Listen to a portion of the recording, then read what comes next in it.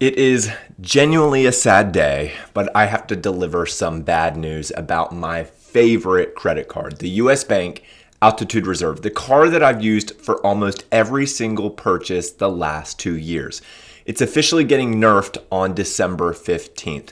Right around the time that you're watching this, a lot of the perks that we've grown to love are going away and the card is getting significantly worse. This is why I've made the tough decision to switch, and I'm sharing all the details of my new choice, the Chase Sapphire Reserve. Over the past 2 years, the US Altitude Reserve has been my favorite credit card by far, and it's all come down to two things: insane rewards and an easily offset annual fee. Let's talk about the rewards. I was essentially getting an uncapped 4.5% back toward travel on almost every purchase I made anywhere in the world. How? Well, by using, in my case, Apple Pay, but you could have used Google Pay or any other tap-to-pay terminal.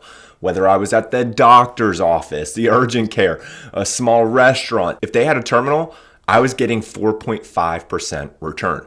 I've never found another card with an effective rate this high across the board for general spending. Now let's talk about the cost of the US Bank Altitude Reserve.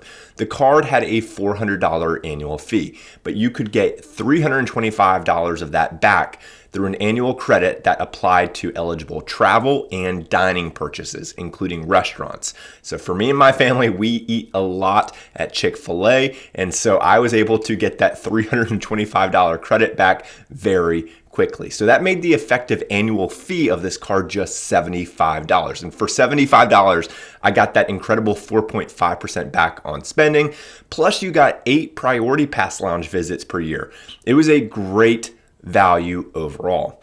But as they say, all good things must come to an end. Because effective December 15th, the heart of the US Altitude Reserve is being ripped out. There are 2 key changes that we're going to discuss. The effective 4.5% back is dropping to 3%. This is because the travel redemption value is being slashed from 1.5 cents down to 1 cent per point.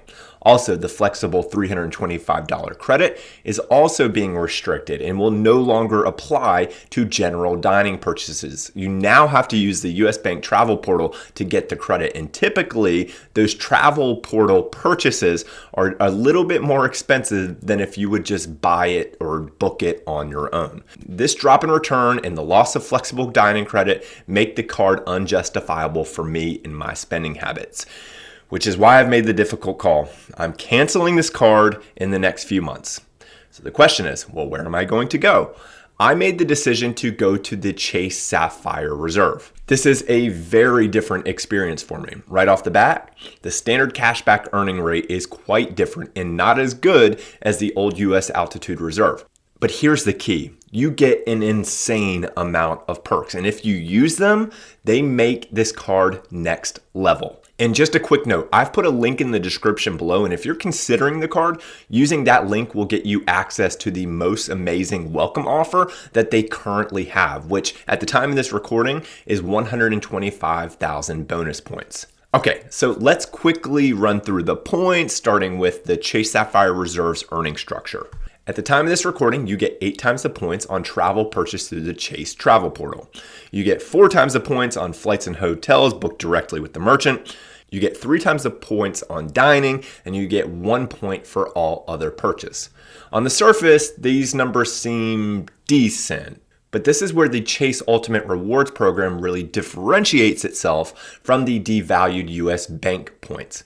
Chase offers a ton of opportunities for double point redemptions in their travel portal. They call these points boosts.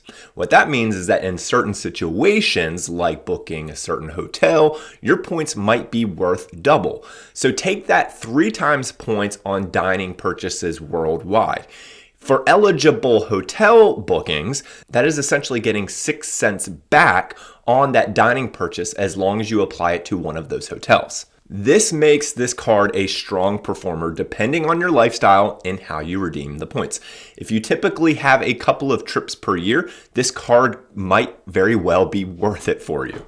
So the points alone don't make this the card for me, but that's where we start talking about the perks, and that's where this card is unbelievable. But before we get into the perks, let's talk about the fee. The fee is almost double what the US Bank Altitude Reserves fee was. And for me, that was tough to stomach. But in just a couple of months of owning this card, I've already exceeded in value, in perks, in credits that I've received, the cost of this fee. And I think that you can as well. So here are a few key perks that sold me.